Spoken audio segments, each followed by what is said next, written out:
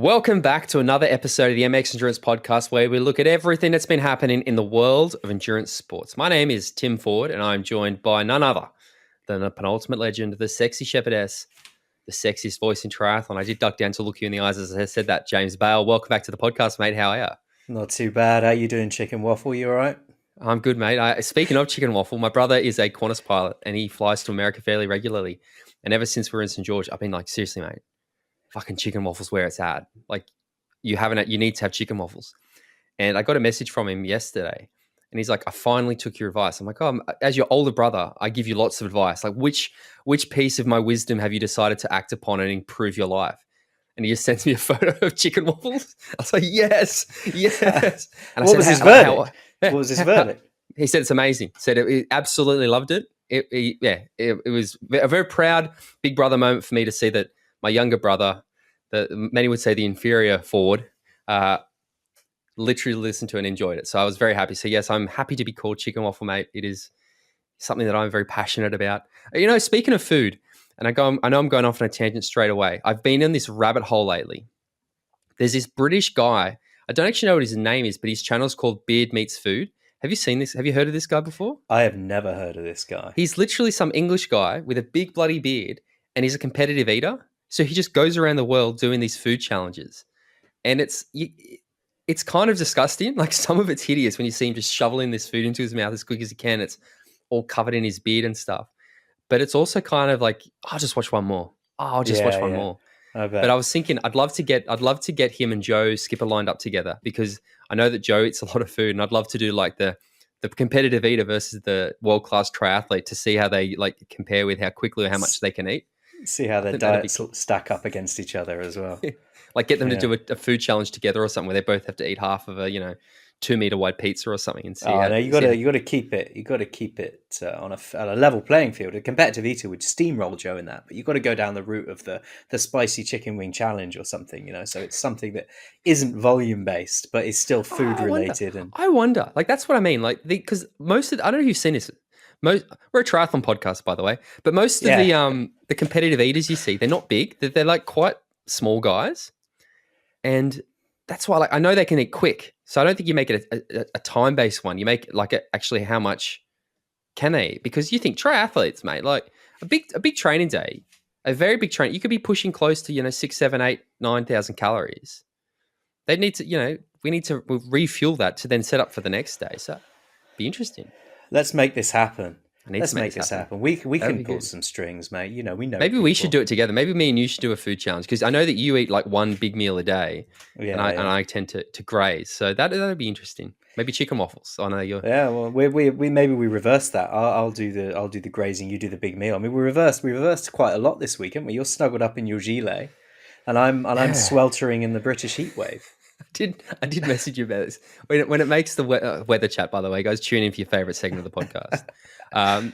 It made the news here that the UK is like actually fucked for weather.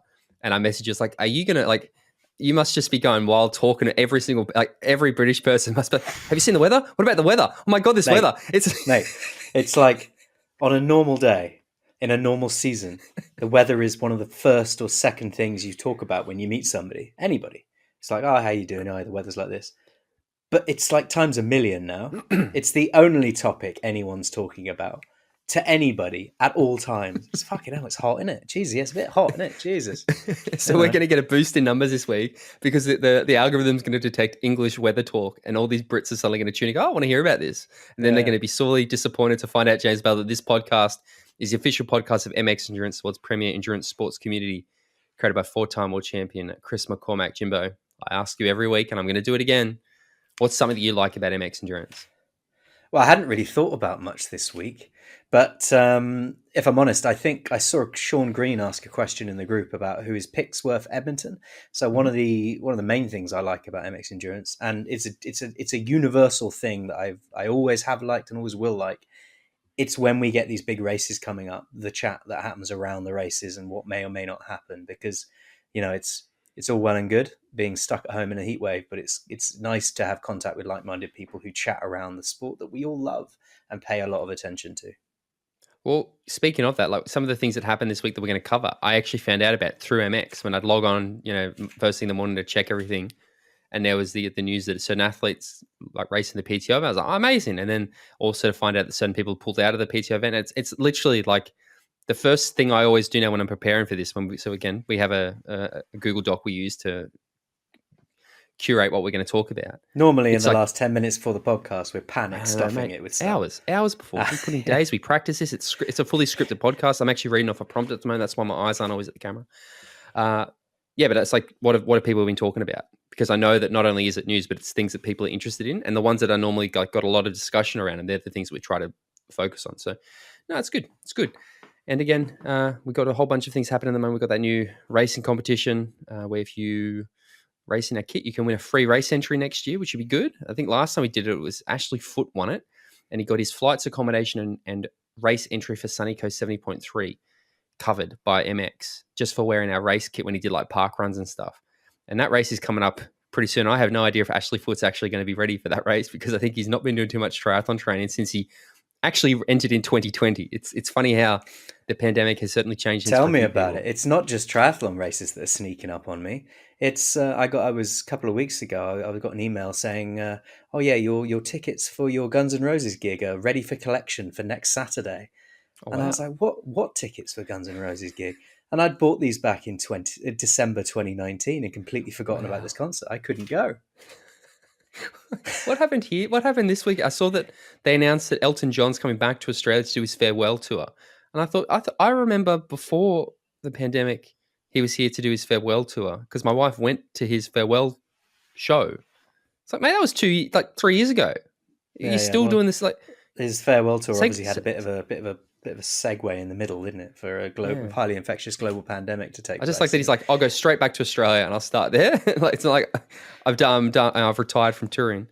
But yeah, I also, speaking of races, you have a race entry in one of the toughest races on the planet. You're meant to be doing the Norseman at some point. Where's that at? Yeah, that's next year. That's next year. August 2023.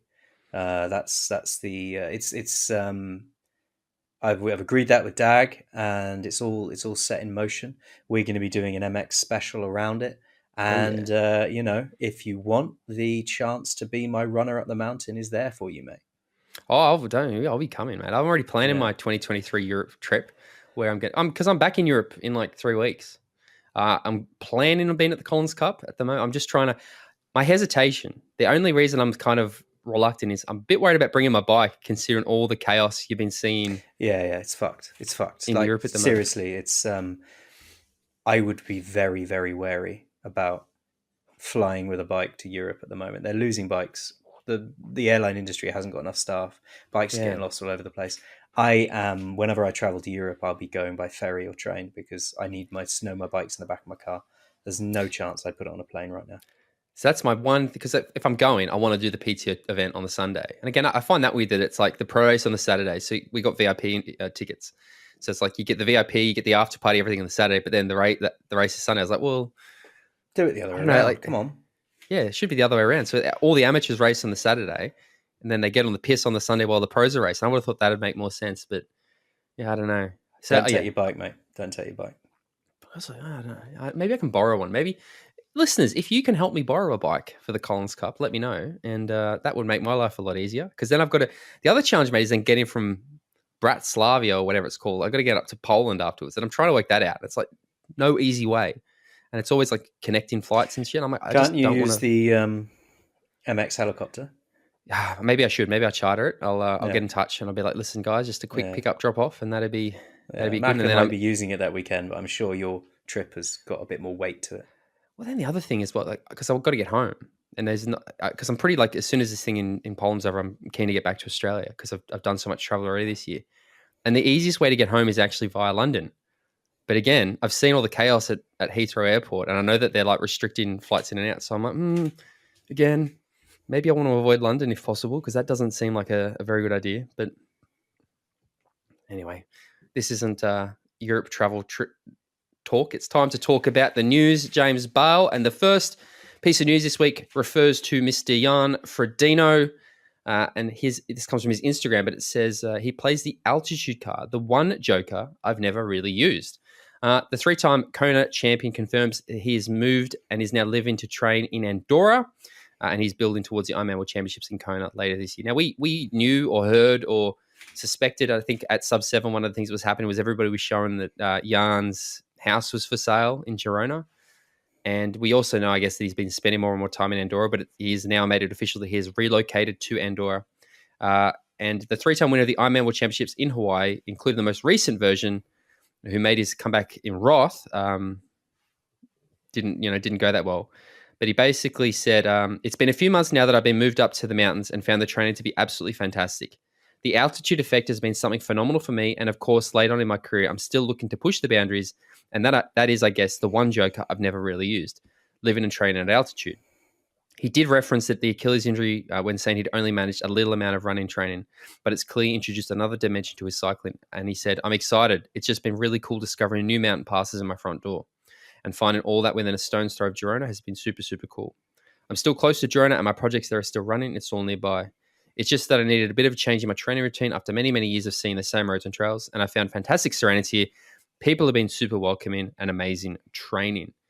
Now, again, another little funny thing at Sub when I was talking with Olav Alexander Boo, Kristian Blummenfelt's coach, he was saying that he's very good friends with Dan Lorang, Jan's coach. And apparently one day they were having a chat and he's like, so tell me how you guys use altitude training. Like I see you Norwegian guys spend a lot of time at altitude. So Olav was like, oh, we do this and this and this. And he's like 2 weeks later, he sees Jan's in Andorra doing altitude training. I find that funny. But again, mate, what do you think about all this? Yeah, it's interesting, isn't it? That this stage in his career, he's decided to add altitude. I'm surprised that Jan Frodeno hasn't trained at altitude up to this point, because it's a fairly common approach for a lot of athletes, endurance athletes, specifically pro cyclists, to go to altitude. Sort of live at altitude, train at normal is kind of the done thing at the moment. You know, you live up there, so you're used to breathing it, then you train at the normal level. So you come down to do your bike rides. I'm surprised he hasn't been there before, and it's interesting that he's adding it in at this late stage, probably to go for that Kona in October. Now, the only worrying thing is that he's saying his Achilles injury is still only allowing him to manage a little amount of run training at this point. We're about to swing into August, and this Kona is going to be a very competitive affair. Not that all of them aren't, but on the run. This one's the one where it's going to, if someone like Blummenfelt or Iden or Brownlee are near you on the run, you're going to need to have that extra level on your run to be able to at least go to your best yet, let alone above your best yet. And if he's only doing a little amount of running training right now, then I worry that his best yet may be not reachable. What do you think?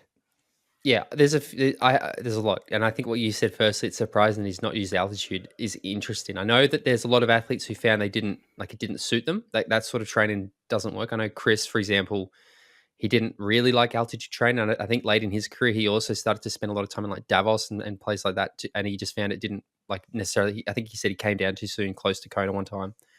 I also think though that the reason we are starting, you almost wonder if he hasn't done it because he hasn't needed to. I've just spent 2 weeks in Girona. The place is pretty cool, mate. Do you think he's doing the classic? He's doing a much bigger version of the classic age grouper the night before at the expo, buying something new. He's doing in the last throes of his career. He's like the couple of months out from Kona. He's gonna buy a new bit of equipment, which is altitude training, and try it out, see if it works. I think I sort of more see it as like, this is a you basically, with the introduction of Gustav and Kristian doing what they've done, you can't not do these things now. Like, they have lifted the bar so high that even if you are a Jan Frodeno, I think he almost has to, because you're right. If you're not doing, it's almost, I think what you said is very true. It's almost like he's doing that classic Lionel Sanders thing a bit, which is that's very weird for me to say, because I think Jan is the most professional athlete ever, but suddenly he can't just do what he's always done and be expecting to beat everybody. So now he is having to go and do those things. Yeah, but also, I mean, we're reading a lot into the altitude here. The altitude is one part of Andorra. Andorra is also just a nice place to be, and also it's a little tax haven as well. There are there are other reasons to live in Andorra at around the altitude. He may just be saying, "Oh, I'm training a bit at altitude." It might not be that much of an anchor point for why he's moved. It's true. Yeah, Do you know what I mean? There may be other reasons around it as well. I thought it was Camworth, mate. He just wants to be close to Camworth all the time, so those guys can chat all the time and have good. And also, good Gustav and Kristian, Gustav certainly raised the game at the 70.3 without question. Kristian has had amazing results, and what I'm about to say might be controversial, but there might be a certain amount of not deception, but mystique around those results that is kind of leading us to believe that he's raised the game quite as high as he has. For example, his world record in Cozumel was an amazing result and something that was athletically very, very impressive. But that time was also a result of the conditions on the day. Mm-hmm. You're going to get results like that with athletes at his level. And he didn't have any of the main players racing him that day either. And then you look at his result in St. George. Again, he didn't have Frodo there. He didn't have Brownlee racing him. We didn't get to see that kind of, the ultimate showdown. And then you take it to sub 7 and you say, well, he fucking nailed sub 7. Yeah, he did. He really and truly did. But he nailed sub 7 against Joe Skipper, who lost a lot of time to him on the swim and did an amazing performance, like beyond what I thought Joe was going to do. Yeah. But if you'd had Alistair Brownlee coming out of the swim with Kristian, and then Alistair Brownlee with that bike team starting ahead of Kristian, I believe someone like Alistair Brownlee or Jan Frodeno with the same bike team would have built enough of a gap, swim to bike, to hold him off on the run. So I think there might be a little bit of a he's gone the fastest iron distance of all time. Yeah, I just think other athletes may have been shoulder to shoulder with him at least come the end. 100%. I think everything you said is incredibly valid, and I wonder whether it is.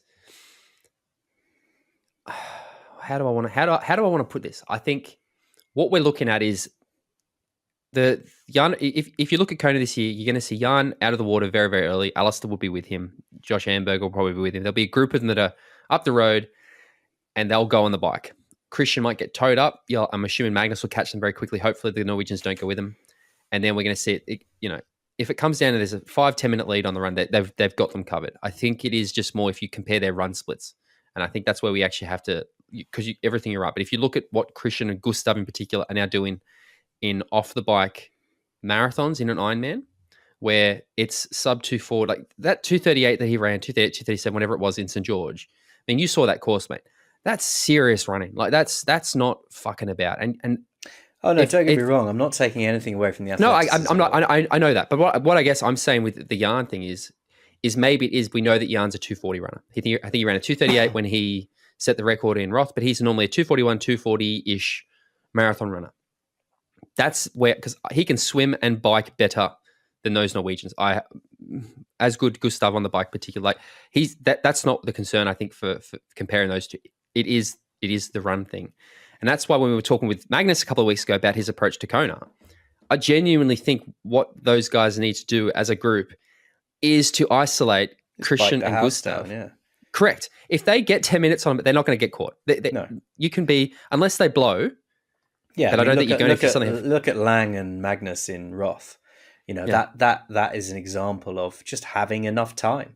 Correct. Having enough time to even make it so the commentators were struggling to make it exciting at the end, because it was like, is he going to catch him? And somebody would be like, no, he's not, because he's got enough time.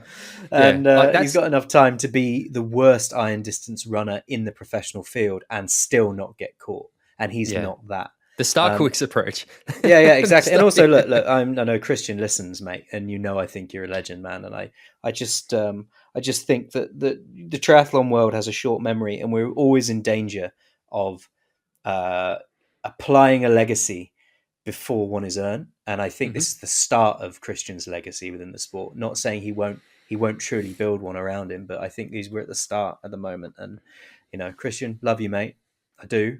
But I think, let's see the big races take place. He's listening with a big grin on his face, going, "I'm going to." Yeah, I know. Yeah, I'm going to fucking prove you wrong. Yeah. First thing he said to me after I saw him at the finish line at St George was, "I wasn't on your picks list." He loves proving people wrong, and I hope he does, and I hope I eat my words But I mean, from my perspective, I am only saying this because I want to see that race. I'm not saying it because I want to see Kristian lose. I want to see that race. It's also a case, though, I think, of it's not just going, he's crap order, because I think Kristian Blummenfelt is fucking amazing.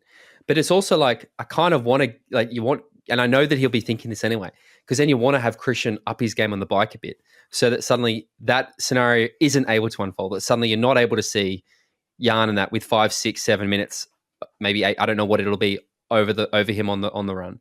So like, that's what I get excited about too, is because those Norwegians don't leave any stone unturned. They will know. They knew when Joe passed him at sub. Okay, that's fine, because as long as I'm within 5 minutes of him on the run, I've got him. So that's what I also love, is this thought that maybe Jan's putting this stuff out there, and then Kristian and Gustav saying like, shit, all right, we need to, like, it's the battle before the race even happens that I love the thought of as well a bit. Is this like? I agree. Yeah. I just don't think we got to be very careful ascribing the decision that Jan Frodeno has taken to move to Andorra purely around altitude. It's definitely not. I don't think altitude is the biggest driving factor. I just think it's an interesting narrative within a bigger story. Do you think, I do find it interesting that it is something that, like, you make a good point. He's left it this late in his career probably for a reason too. Like, maybe it is something that he's tried to realize, like, this didn't quite work. Maybe they have done it differently. A lot of people it doesn't work for. And nowadays, I think the latest science is live at altitude, train at sea level. Because you get the adaptations while you're sleeping and eating and living your life. And then you use those adaptations in your training at sea level. So I heard about Magnus and his altitude tent in the lead up to exactly. a sweatbox altitude tent. Yeah. All right. Next thing, the next piece of news we talked about that for ages. The next piece of news, mate. This one comes from a Superleague Triathlon press release. I'm going to read it to you. And I'm curious for your thoughts for this one, because I saw this and thought, like, really. Anyway, Superleague Triathlon is delivering on its promise to make triathlon a spectator sport as it releases broadcast viewing figures, which show that 21.7 million people watched arena game triathlon. Independent research from Platformation and Global MMK shows that 21.7 million people watched coverage of the series, exposing triathlon to a mass audience via the innovative format that Superleague Triathlon and their deals with global partners and broadcasts. The coverage aired in 136 countries and had more than 9,000 broadcast hours, with close to half coming from key markets of Europe and North America, and delivering a media value of more than 94 million euros. The broadcast numbers do not include the significant footprint of the event across SLT's digital channels, and comes as further research shows now that Superleague has more than 1 million followers on owned social media and access to more than 22 million followers through its affiliated channels. Superleague Triathlon CEO Michael Dulst said, "Our aim at Superleague Triathlon has always been to make triathlon a spectator sport, and we have the proof that we are doing just that. Our unique formats, incredible athletes, and increase in broadcast footprint are exposing more people to triathlon than ever before. To think that a triathlon series could have been viewed by more than 21 million people across the world is the kind of thing that has not been possible until Superleague Triathlon came and moved the dial. I'm confident we will continue to grow these numbers, as we already have very promising conversations with further broadcasters." Those are big numbers. That's almost a third of the UK population in its entirety. Those are big numbers. Now, look, me and you are both long enough in the tooth, old enough campaigners to know that broadcast figures are not always what they say on their face. Exactly. You can. It depends on how long someone's watched for, where you're getting the data from, what metrics you're using to measure whether someone's watched or not. So, I think there is a element of mass, and an organization like Superleague or an event like Sub 7, Sub 8, or I don't know, any sports organization or channel. The Six Nations, the Ashes. They're always going to try and massage their figures up to make themselves look like they're getting more and more eyes, so that sponsors spend more and more money on the events. All power to them. But that's still a big number, and it's very, very impressive to see. It's whatever made that happen. It's good to see that triathlon is getting numbers like that, even when they're being massaged slightly, presumably. Maybe this is a case of we understand that for triathlon to grow, it has to go outside of the sport. Like it has to grow to an audience that isn't familiar with triathlon. Maybe that's why these numbers are so big. But I know just a quick little survey here that the two hosts of this podcast didn't watch the Arena Games, and we're pretty diehard fans of the sport. So when I saw this, like the biggest broadcast, I thought, "Fucking come on!" Like, yeah, it was strange. The Arena Games this year, it didn't draw me. Now, it's strange because I've gone from saying I didn't think I was going to like the Arena Games to last year going, fucking hell, that was amazing. I love that. To this year, seeing the list of names, not recognizing any and going, oh, I'm not sure I can bother to watch that. And it's a little micro example of how the sport isn't there quite yet to draw you in just as an event. It has to have the names you recognize on it. It has to have those draws. It has to have like Hayden Wild, Alex Yee, Flora Duffy, Sophie Caldwell. And then I'm like, oh, those athletes are racing. It's the athletes that make the events, not the sport itself, if you know what I mean. Whereas I can go and watch a game of rugby, as long as it's a high-level rugby match, you know, whatever, Six Nations match, and I'm not particularly worried who's playing or who isn't. It's the event itself. It's the sport. Yeah. No, I just saw this and I thought, it's a lot, and like 94 million euros of value. Maybe we're not quite there yet, guys. I think if we're to be a bit honest, I don't think we're probably quite there yet. Anyway, again, if it is though, if this is, I mean, it's independent research apparently, but I'd say it's more like 20. To give them some credit, we do get about 10 to 15 million listeners of the podcast a week. And the podcast is currently valued at about 50 million euros, isn't it? So, I mean, that's probably, you make a good point. It is probably the fact that we've activated our audience, James. So like good 3/4 of those are probably our listeners, and we've said listeners. Exactly. Exactly. And part of that value probably comes from us. I agree. Superleague will send our check in the mail. On to the next thing, man. Now, speaking of articles that popped up in the MX group, this is the big one that I saw this week that got my attention. And that it comes from Jonathan Turner at Tri247. And it leads into something we're going to talk about a bit later in the show. But it is the news that Alistair Brownlee is back, added to the field for the PTO Canadian Open. Alistair Brownlee is a late and unexpected bonus addition to the men's field at Sunday's first ever PTO Canadian Open. The double Olympic champion has endured a frustrating year so far. He was unwell when he finished fourth on his return to action at 70.3 Oceanside in April, but all looked on course for the rescheduled World Champs in St. George, only for him to be forced out by illness the day before. I still blame you for that, James. The Yorkshire man has instigated the spectacular... The Yorkshire man had instigated the spectacularly successful sub-7, sub-8 project, but never got the chance to take on Kristian Blummenfelt because of a stress response in his hip. If he wants to race at Kona, when the 2022 Ironman World Championships returns in October, he will need to qualify. And after this weekend, the only two options are Ironman Kalmar on 20th of August and Ironman Mont Tremblant the following day. But in the meantime, his presence in Edmonton adds further sparkle to a stellar field. He'll be racing against Norwegian duo Blummenfelt and Gustav Iden and home favourite Lionel Sanders. Now, there's a lot in this that is worth talking about. First, the fact that he's back, but also that stuff that he has to qualify for Kona, because I did not realise that. Yeah, I didn't either, if I'm honest. I didn't realise that he's yet to qualify for Kona. That's an interesting little tweak tidbit in the journey, isn't it? Yeah, exactly. I mean, first of all, let's crack on with he's back, and it's really cool that he's back. I'm glad that he's decided to go and race this race. I would assume, with the knowledge now that he's yet to qualify for Kona, that this is a preparation race for a qualification race that will take place between now and Kona. So I don't know whether we should get our hopes up and expect him to be firing on all cylinders, or whether, him and his coaching team have just gone, right, Edmonton's there, go and race it, test your numbers, test your watts, test your metrics, see where you're at. And, we'll use that information to decide which race you're going to use to qualify for Kona. Now, when he got injured in sub, I heard stress and assumed it was a stress fracture. For some reason in my head, I assumed it was the same injury that Jan had post 2018 70.3 odds, where he had that stress fracture in his hip. But talking to people who know more about this than we do, it was a stress response. Now, my understanding, and again, we are not doctors, we're not physios.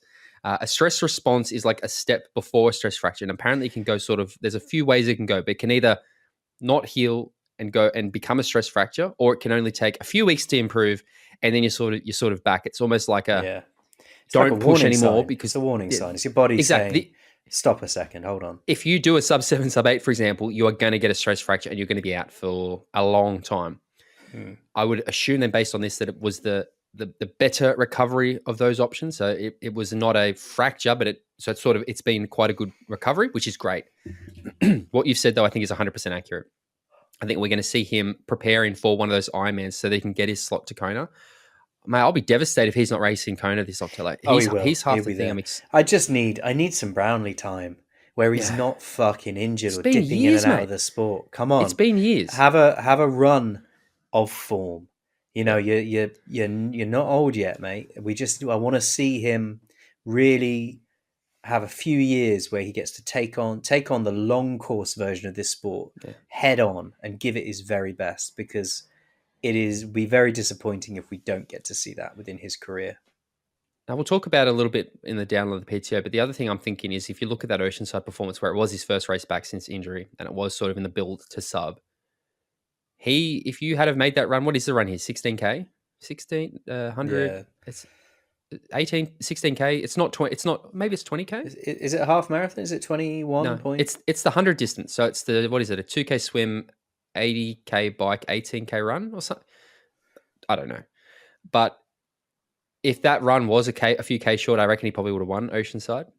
Yeah. You know, so that's the other thing as well. We know that he is, whatever's happened, he's still a very good athlete. And yeah, I think you're right though. I think it's going to be very interesting to see how he approaches this. And yeah, I think we're going to see him at either Kalmar or Mont Tremblant trying to get that Kona slot. So I agree. I'm just excited he's on the start list, mate. Yeah, because the other thing that we're going to talk on is the fact that, and you touched on it before when you were talking about Super League, how the sport is still the point where it is about the names on the start list. And I'll save it for later, but Edmonton is starting to have that same thing that we saw in St. George's, where there's more and more names dropping off the start list, and every single one of them makes me just go, oh, fuck. And Canada's inability to allow people in with bikes is an issue as well. Exactly. Well, speaking of athletes who will not be at the PTO Tour this weekend, the next article comes from Ed Mazzetti at Try 24/7, and that's Alpe d'Huez test up next on Sam Long's Euro Tour. The Tour de France raced up the infamous climb this week, and now Sam Long is going to tackle it. Sam Long is relishing taking on one of Europe's most iconic mountains after confirming his next race will be at the Alpe d'Huez Triathlon. Now, to be honest, James, in my head, this was the race that you went and did in France a few weeks ago, where you did the swim and bike. I thought you'd gone and done the Alpe d'Huez Tri. So my bad. This was I did a race in a different location with a 100K bike ride over 1,623 meters of climbing. So it was brutal, but it was not as brutal as Alpe d'Huez. I see. So Suitably, Long announced the news on the day of the Tour de France finish in Alpe d'Huez, one of the most iconic races, best-known summits. And there was even a triathlon connection, as Thursday's impressive stage winner Tom Pidcock is part of the same team as Cam Worth. It's a very tenuous connection, isn't it? It's a very tenuous connection. An epic course. American style Long will be part of the L Race field on Thursday, July 28th. The L Race, which is one of the 4 events taking place during the week, features a 2.2-kilometer swim, 118-kilometer bike and 20-kilometer run, and takes in all of the mountain's 21 bends. Long posted on his Instagram page, the next race is Alpe Triathlon. I'm super excited about this challenge. It's an epic course where the bike ends by climbing Alpe d'Huez, and the run is an arduous course at the top on dirt and lots of elevation gain, also at 1,800 meters elevation. It's even more exciting as the Tour de France is doing the climb today. The race continues with my Euro Tour and doing unique events that inspire and challenge me. Great idea from an athlete like Sam Long, who is so strong on the bike, to go and do a course that has possibly the best known climb in the world. Yeah, I love it. I love it. I'm interested. He's a big lad, so it'd be interesting watching him heaving his bulk up those hills, but he's very strong on the bike. I love this race. As you know, I've done this race. I'm actually entered into the long version of this race the same day that he is, but because I broke my ankle, I'm still not running. I emailed them and asked if they'd let me do the relay, but they said they're not doing relays this year, so I could come and do the swim and the bike if I wanted, and that just didn't excite me as much. But I'll be in and around, so hopefully I'll get to see him cross the line. And I don't see Sam Long losing this race. Interesting. That's interesting, because I think we've established that we think Sam is very, very good at the middle distance, but I'm a huge Sam Long fan. I think he's so good for the sport, but this year he has just been a bit absent. A bit of an also-ran this year, but I mean, I found it interesting that he said that Roth was going to be his main race of the year. Roth came and went fairly quickly, and he didn't really feature at all. Like literally, like at all. And then the same thing. There's a lot of talk about St. George. Didn't feature. Like I hope that this is like I really hope there's been a lot of lessons and like I think a lot of positives come away from this period of race. And that's why I like to see these doing these sort of iconic races rather than just, I guess, going and doing what everybody else is doing, which is funny considering we were just talking about, needing to get the big names at the different races. But I think for Sam as an athlete, I hope that, I kind of wonder whether we will see him at Kona, like whether he will just be, oh, go do it. You're going to keep the sponsors happy or whatever. But I like that he's doing the races that he's excited by. And hopefully that we, Has he qualified for Kona? Could he just rock up? No, I don't think so.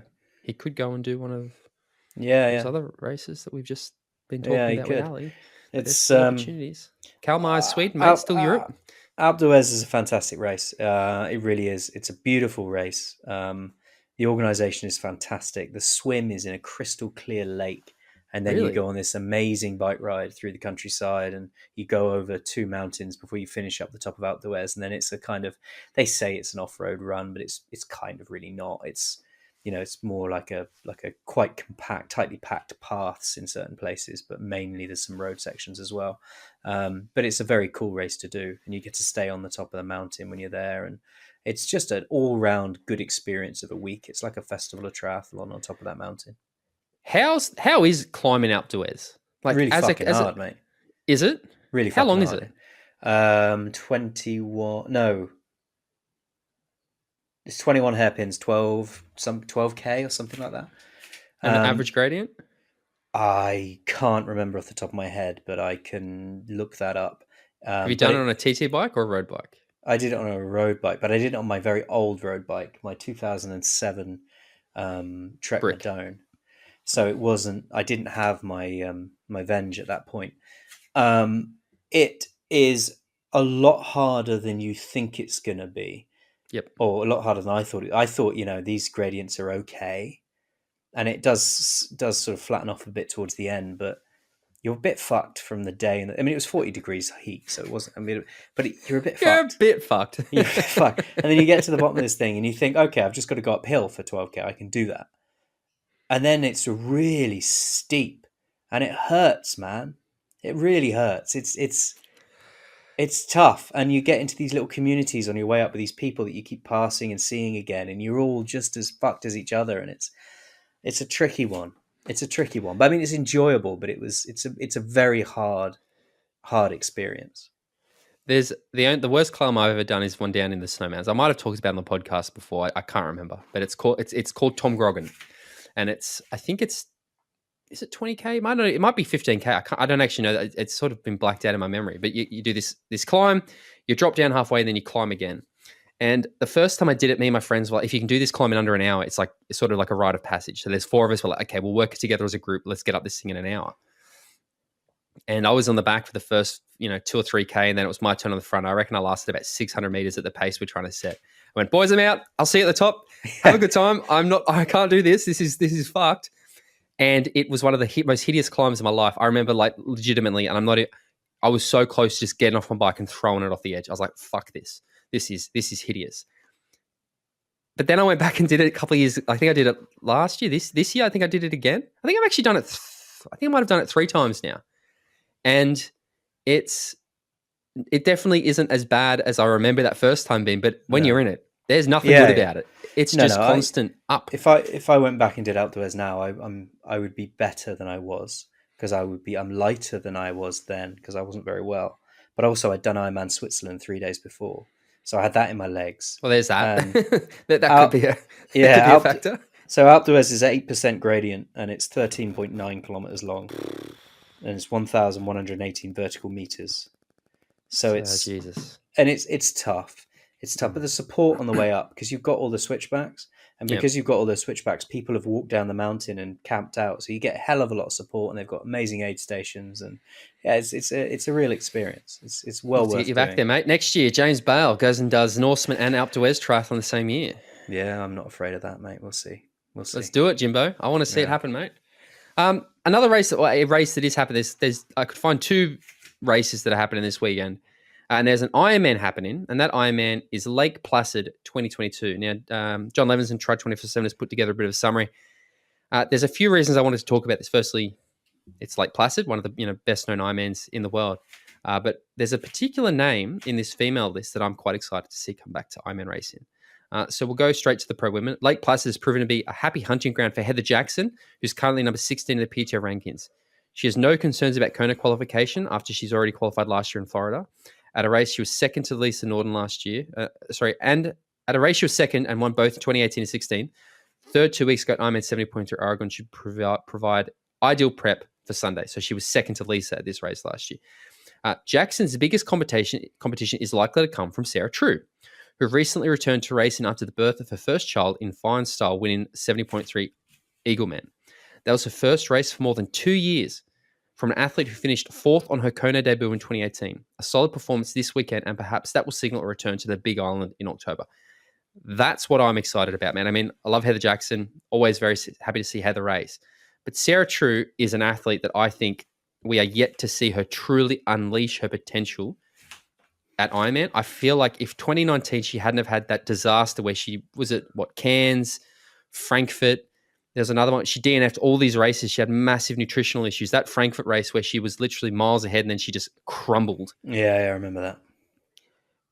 I still think we're going to, like, Sarah True is another one, like a Laura Philipp, who I think we sort of haven't seen that much from until, and suddenly she's going to explode on. I'm very much expecting Sarah True to be very, very, very good at these long distance races. And I'm excited to see it because I'm hoping that we see Sarah do this, get the Kona for qualification, not go into Kona having done 26,000 3/4 Ironmans and collapsing. Like the distress that must have put her body through in 2019, man, I think it was almost impossible for her to have a good Kona. I really, like, she's an athlete that I think if she gets that Kona slot, not a lot of people are going to be talking about her for Kona, but they should be, because I think Sarah True is a very good athlete. I agree. I think the version of her we'll see now is going to be very different to the version we've got in our heads because of the way that 2019 played out. So I think there would be a misconception about how her performances will go, and I think she's very capable of proving a lot of those preconceived ideas wrong with a good race here and then a race over to Kona, and I wouldn't be surprised to see her do very, very well, very, very well. I'm already calling it. She's going to be one of my dark horse picks for Kona, I think. I think Sarah True is, like, honestly one of the best. And I think it maybe having the baby during the pandemic where there wasn't a lot of racing and stuff happening means that she hasn't necessarily missed anything, if that makes sense. Like, there's not been world titles or anything she hasn't been able to participate. I mean, obviously St. George, but yeah, I think if we see her have the race that I expect her to have, and again, I know that the form card is different to reality. We don't know what speed. We saw her have that good race, but yeah, Sarah True is an athlete that is one to watch, definitely. And I'm excited to see how she goes in Lake Placid this weekend. Onto the men. There was a late edition of the race this week when visa issues ruled Matt Troutman from South Africa from racing the PTO event in Canada, but Edmonton's lost his Lake Placid's game. He's also one of the few who already has a Kona qualification after he got third in South Africa earlier this year.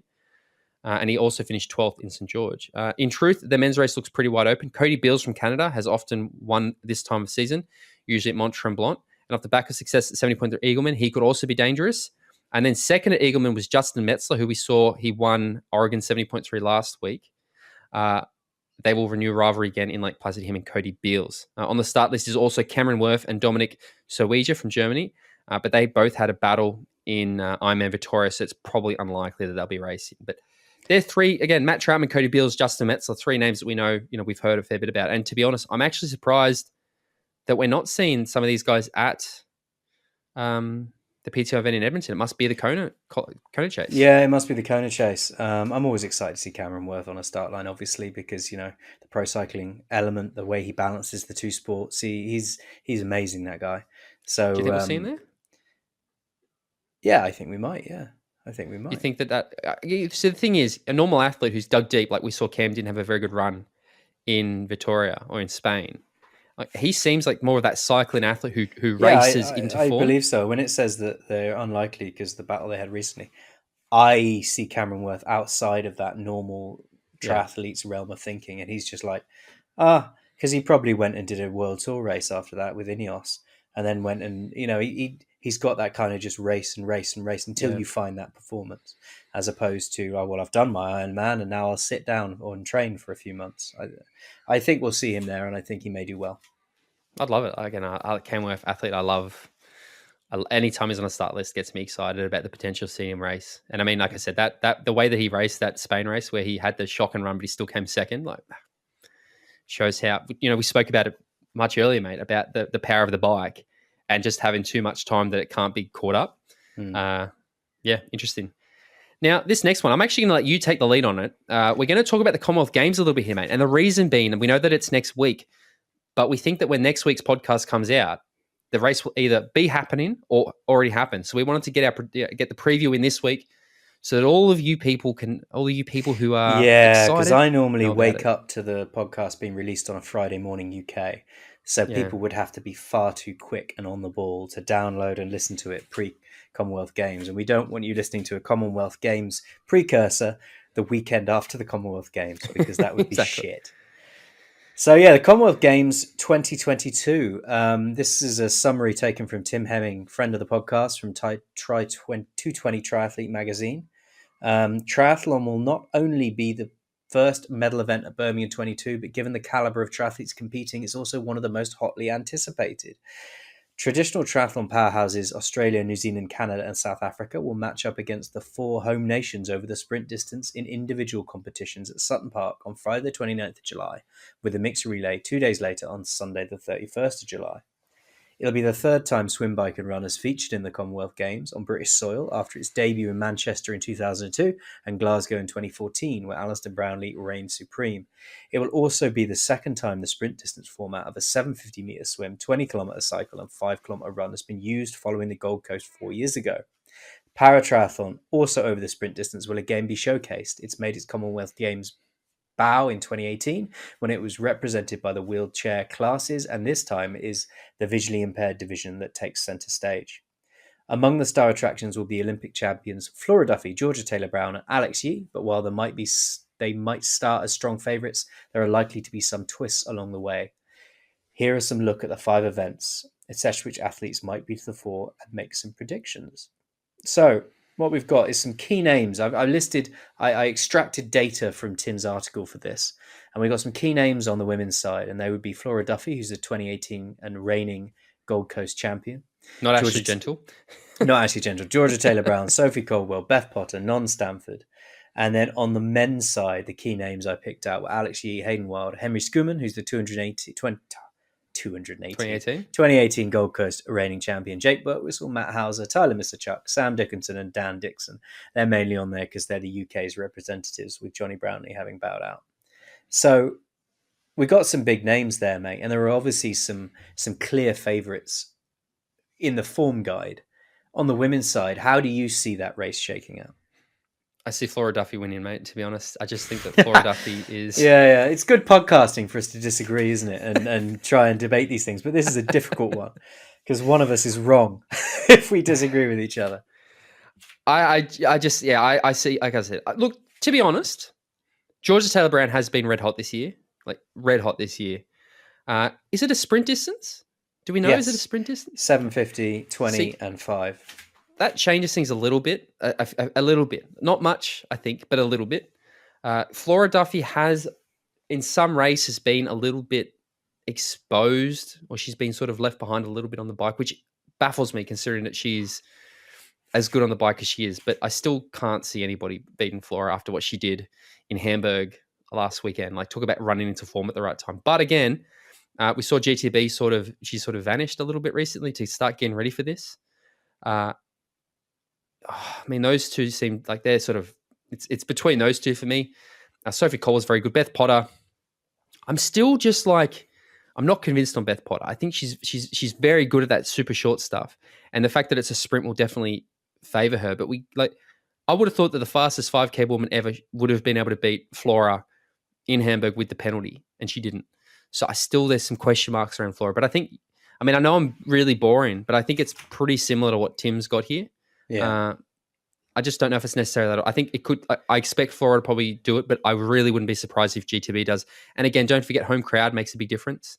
Like, there's going to be a lot of people screaming for George Taylor-Brown at that race. Yeah, and the medal machine that is British Triathlon, because they will have... Flora Duffy's been winning everything, and she's been doing really well. British Triathlon will have taken their key performers away and been like, right, we're going to focus on getting a medal at the Commonwealth Games. So because of that fact, I will predict Georgia Taylor-Brown wins and takes the gold.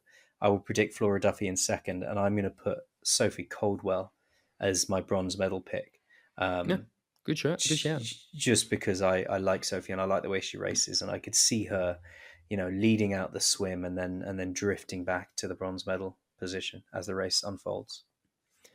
No, I think that's very, very, very, very good predictions. Like, I'll say Flora, Georgia, and I'm agreeing with Tim Hemming here. Actually, there you go. I wouldn't be surprised if Sophie got, again, home crowd thing. And I guess Beth's done a lot of racing this year too. So I don't know, mate. It's hard, but I think Flora Duffy's probably I think she's going to win this. I think she's going to win the Olympics again, and then I think she's probably going to win 70.3 worlds if she gets a slot somehow. So, men's race, old boy. I think we might disagree on this one. Actually, I think we might have different opinions on this one. I think we might have. Yeah, I think we might. So I can go through this list. We got Alex Yee, Hayden Wilde, Henry Schumann, who won in 2018, Jake Birtwistle, Matt Hauser, Tyler Mislachuk, and as you said, Sam Dickinson and Dan Dixon. Sprint distance, mate. We've seen Alex Yee sort of go MIA. We know how strong he's been this year, but we've also seen Hayden Wilde's been very good this year. Henry's been out. We haven't seen Henry for literally almost... He raced the Olympics, pulled out, but he's sort of been MIA for quite a while, so I have no idea where his form is at. And then there's Tyler, who we know has had a lot of bad luck this year. Like, he's had parasites and COVID and people run into him on the bike and all sorts of things. But how do you see this going? I see over the sprint distance, I'm not sure that the group that will try and lay the smack down on the bike will have the distance on the bike to really distance the key player who needs to be distanced on the bike, and that being Alex Yee. Yeah. I think unless they really get their shit together and somehow come out of the swim with a gap to Alex that is, sizable, I don't see the bike strength in that group managing to distance the likes of Alex Yee. So I think my pick for the win will be Yee. And then I'm going to agree with Tim on his second place, which is Hayden Wilde. But I'm going to put Tyler Mislachuk as the bronze medal finisher on that podium because, I've used my head for the first two, but Tyler, I'd love to see him medal. I want to see that run of bad luck he's having end. And I want to see him come back strong and do well because he's such a good bloke. There's a few things about this race that I think is a bit different to what we've seen recently in World Triathlon racing. A big factor is Henry Schumann, because with his injury, we know he's been swimming and we know he swims very, very well. He's probably the best swimmer in triathlon. And that means the athletes like a Tyler, like a Matty Hauser, like a Jake Birtwistle, maybe to a lesser extent, but those guys, they can probably go with Henry, and Henry can set that pace up front, which means we might see a bigger gap. I know Vincent Louis is a very good swimmer, but Henry is exceptional.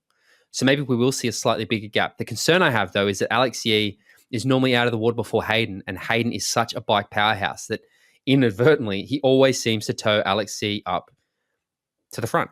Yeah. So if there's, I don't know how, again, strategically, I'm hoping maybe because the swim is relatively short, maybe we could somehow see Hayden tack on the back or have the swim of his career. Because I think if you have a Hayden in that group ahead of Yee, then it becomes a different race, because that group together with the power of a Hayden Wilde actually putting time into Yee rather than pulling up to the group, that's how you're going to get a bit of a gap. But the problem is it's 20K and that's a 5K run. Like, we're talking super short. That's the thing. I mean, Hayden normally has to pass Yee on the bike, not tow him up, and then have time to organise a group to put put enough time into him to keep him away for 5K.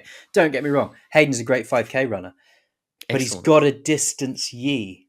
Because he's a better 5K runner. Well, the reality is, not trying to be unfair. Be able to rely on his 5K to beat Yee, he has to have a bit of time. And I'm worried over this distance he won't be able to make that time. I'd love to see it, don't get me wrong.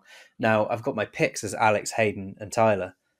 I'd love to see Hayden win. I'd love to see Tyler win. I don't really want to see Alex win.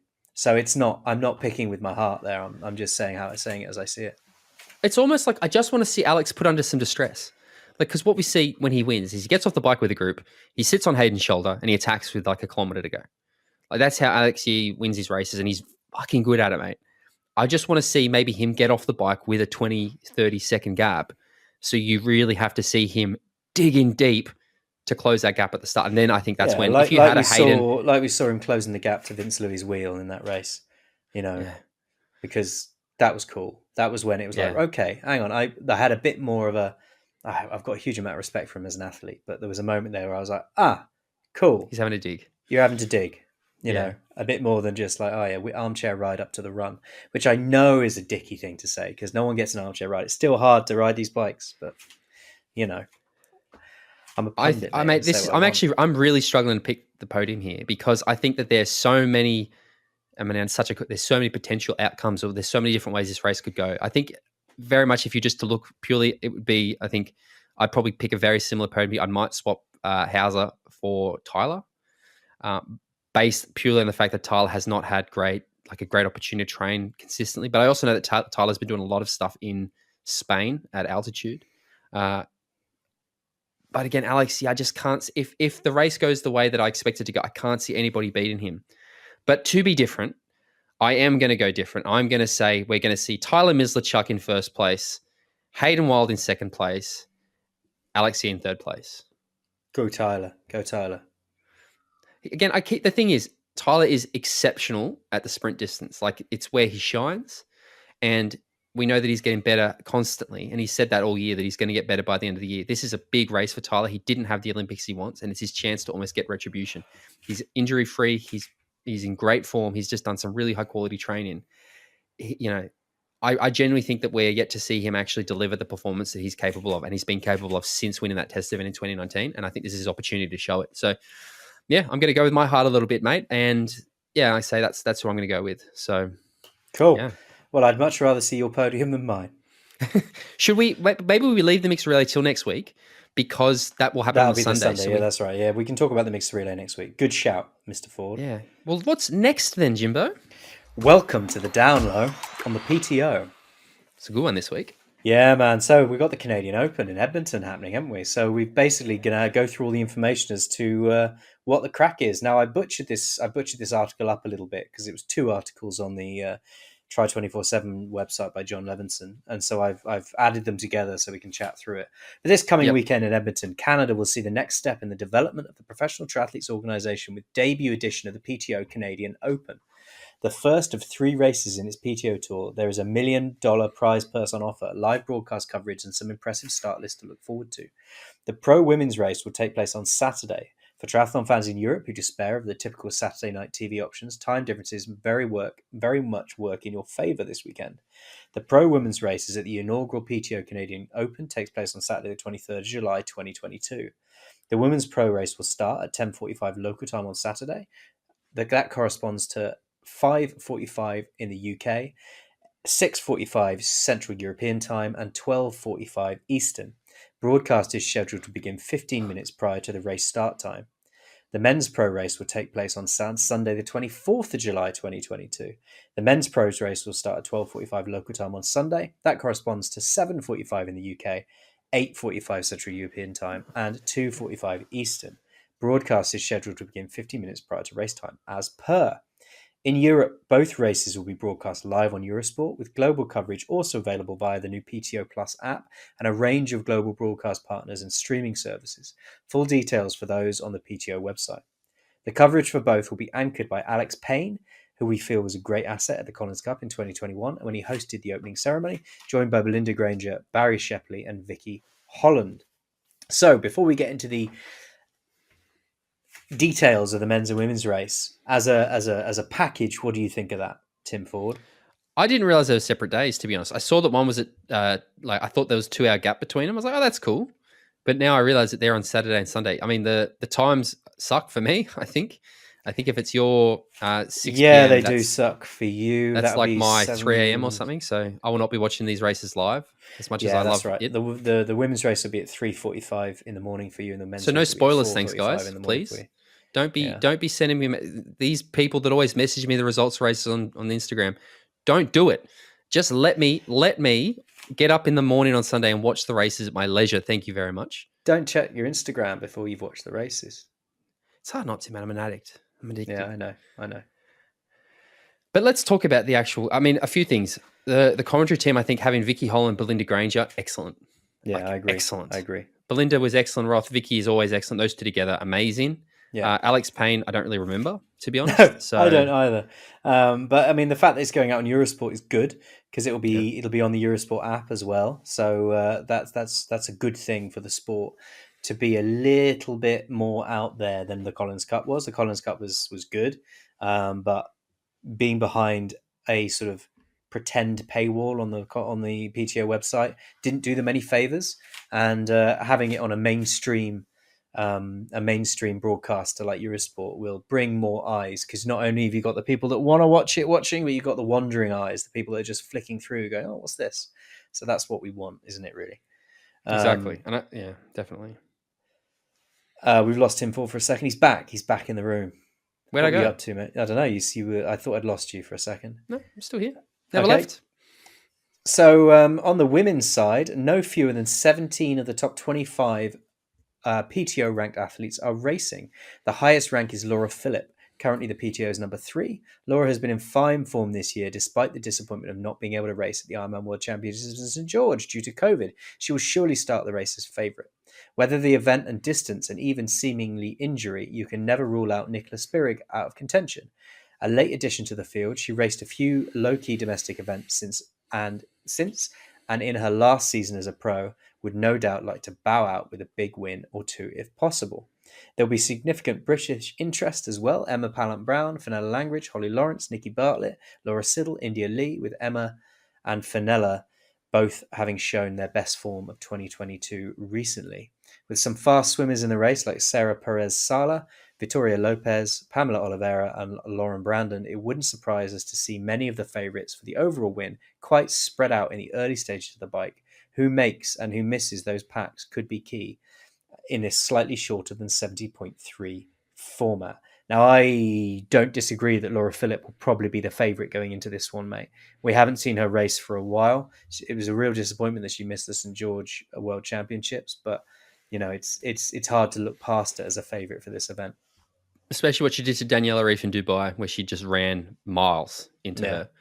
But then she did that 8:18 and seconds to literally nearly beat Chrissy's record in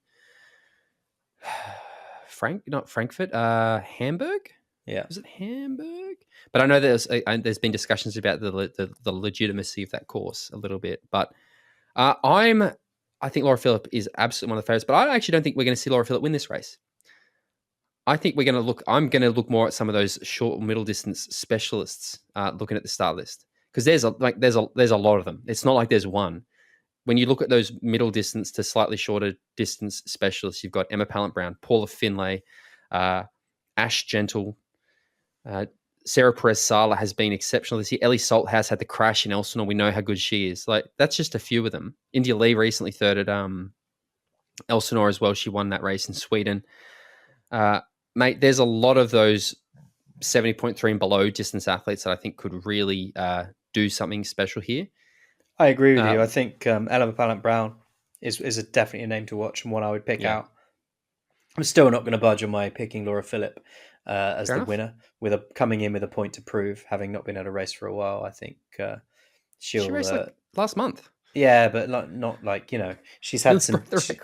She's had some. I think she would have been disappointed off the back of winning St George. So that's kind of what I meant, you know. It's a lot of money on the line too. Now, just a little special shout out for Ginny Metzler, who we saw came second at 70.3 Worlds in St George last year. And she put out a post, I think it was last week, I saw, and she was talking that she's had a lot of mental struggles since that result. So I thought, firstly, thank you for speaking out about that, Ginny Metzler. I think it's important that we see athletes do come out and talk about the struggles that they've been through. But also, like, again, you think of what she did at 70.3 Worlds to run second, and she ran down Taylor Knibb. She's also one that we shouldn't be neglecting. But I think it's going to be Emma Pallant-Browne, I'm going to be pretty hard to look past, to be honest, mate. But then again, Nicola Spirig is very good at this middle distance when she's on. And you think about the pace she ran on at sub, like I know she blew up at the back of it, but Nicola Spirig's another one you can never. Oh, mate, there's too many here. Again, Sarah Pressala has been so impressive this year. Tamara Jewett runs like the clappers, but I think her swim runs a little bit weak. Ashleigh Gentle, I expect so much of her, but I still can't shake how she was just absolutely destroyed by Emma Pallant-Browne at the championship, where they got off the bike together and Emma Pallant ran like 7 minutes into her or something crazy. I'm going to pick Emma Pallant-Browne, mate. I think That's not a bad shout at all, to be honest. Paula Finlay's another one that we haven't seen do much, and she's very good at this distance. She won that original PTO championship in Daytona in like command in style. But I think it's Emma Pallant-Browne based purely on form at the moment. I think she's probably the best 70.3 distance female at the moment. So I agree. I think if Laura Philipp wasn't there, Emma Pallant-Browne would be my pick. But I wouldn't be surprised to see Emma take it. And also, as you mentioned, Dara, I wouldn't be surprised to see Paula Finlay take it either, as one of the only athletes to have beaten Laura Philipp in recent memory. It's a good start list. Like, it's a very, very good start list. And what we're going to talk about a little bit more with the men, but like you look at the names who aren't there. Now, they said they got 17 of the 25. Daniela Reese not there. Obviously, Lucy Charles isn't there. Taylor Knibb isn't there. And to be honest, I actually think it doesn't matter so much in the women. Taylor Knibb, obviously an athlete I'd love to see on this list. But with the exception of that, like I think Danny's very, very good at the long distance stuff. We know that Lucy's injured. I still think it's a really good female start list. And like I'm pretty excited about this race, man. Like it's stacked. Like it's a who's who. I think so too. I think it's going to be a good race and it's going to be well worth watching and it's going to be available in Eurosport. So we can watch it. You don't have to pay for it. Just watch it on Eurosport. Jobs are good. No spoilers. No spoilers for Frodo. I really wish Taylor Knibb was there, to be honest. I think Taylor Knibb, especially after what she did on this course, at this location in the grand final last year, where she literally just rode the wheels off everybody in Edmonton at that grand final, she would have been. I actually don't know why she's not racing, to be honest. I have no idea. No. On the men's side, we get to see the powerhouse Norwegian duo of Kristian Blummenfelt and Gustav Iden in the same middle distance race. That alone is enough to tune in for a head-to-head we've not seen in non-drafting racing for a considerable time. Both started at the 70.3 World Championships last year, but a mechanical on the bike leg for Kristian effectively ruled him out of competition contention. Canadian attention, quite understandably, we focused on Lionel Sanders, while second at the Ironman World Championships in St. George. His consistency at the middle distance for almost a decade now has been very impressive. Even a puncher immediately out of T1 didn't stop him from winning the last race at the Ironman 70.3 Mont Tremblant, a race which included fellow Canadian and impressive winner of the Ironman 70.3 California, Jackson Laundry, who will have his sights on upsetting the forecasts once again. And then the addition of Alistair Brownlee to the mix adds something of a wild card, because trying to forecast his prospects is all but impossible. With one race, fourth at Oceanside, and two did not starts on his record this year following those frustrating late withdrawals from the Ironman World Championships and Sub-7 project, of course, Brownlee, at or near his peak, is absolute contender to win in style.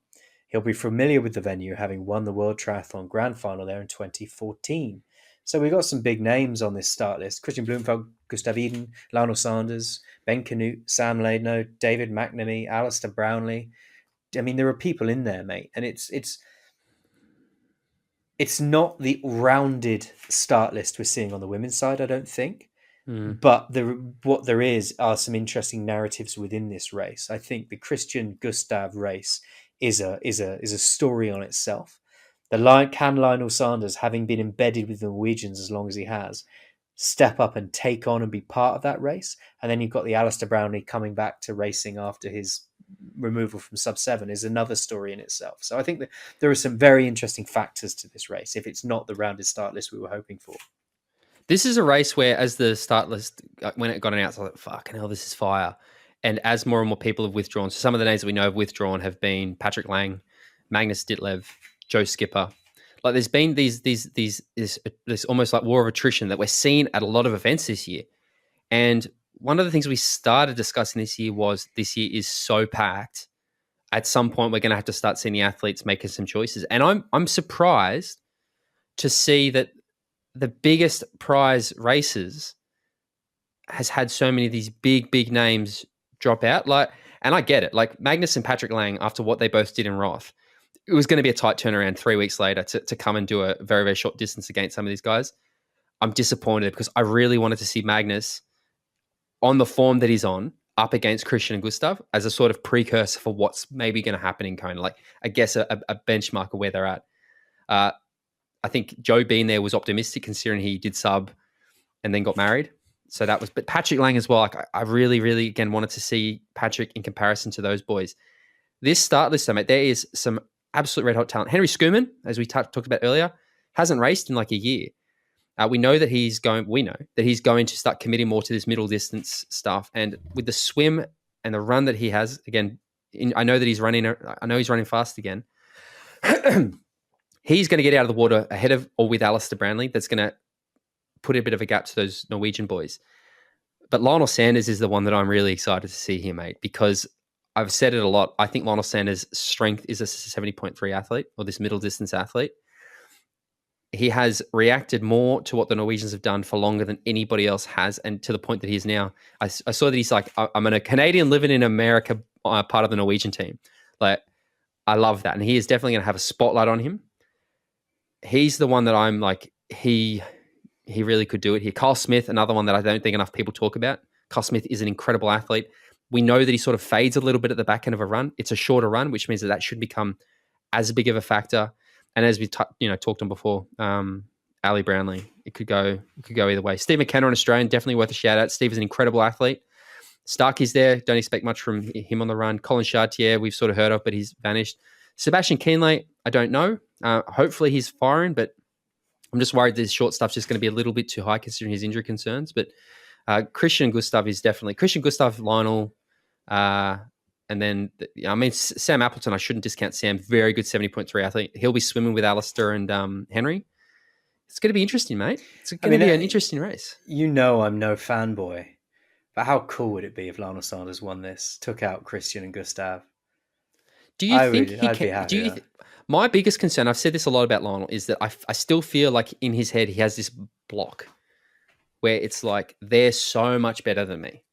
Like, they're so much better than me. I can't, if it comes down to a battle like it did in Florida where you've got Gustav just running on Lionel's shoulder. I wonder if in the back of Lionel's head. I don't know whether. God, it'd be good if he won though, wouldn't it? But it would be cool, yeah. He started off in triathlon all those years ago as a Rocky Balboa type figure in my head. And then in recent years, he's gone off the rails a little bit, and I've more found him funny and infuriating than I did. Frustrating. Yeah, frustrating, funny, and infuriating more than I did sort of like rousing. And now he's kind of refocused and he's training with Norwegians, and I've sort of refound that sort of admiration and respect for him and desire to see him succeed. And I really love to see a battle and love to see Lionel Sanders take this out. Again, look at what he did at Oceanside, mate. Like, he can run. Yeah. That's what I mean. He's so good at that 70.3 distance. I'm gonna pick him. I'm gonna pick Lionel. I'm gonna pick Lionel Sanders for the win. Cool. Then I'm gonna pick Alistair Brownlee for the win.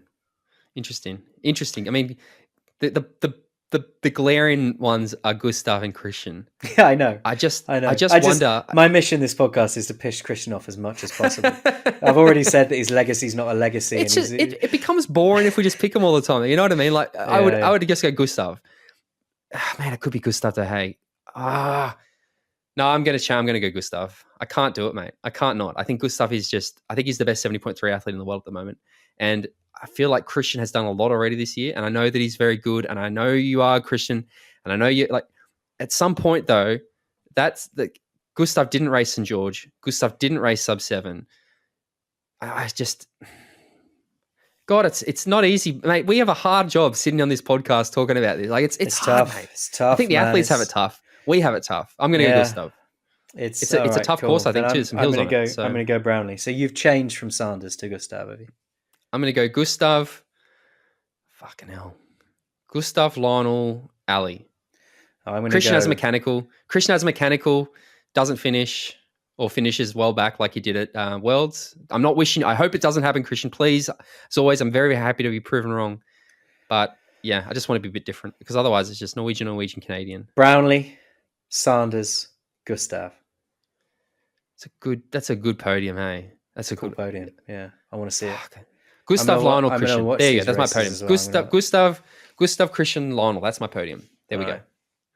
Assuming that Ali's getting ready for an Ironman. But again, if Ali's firing, mate, I genuinely don't know. Like, I really don't know with this start list. I don't know enough about the course. It's that slightly shorter distance, so it could really favour those. Like, I will say, I'm surprised that there's not more of the middle, like a Martin Van Riel or Vincent Louis.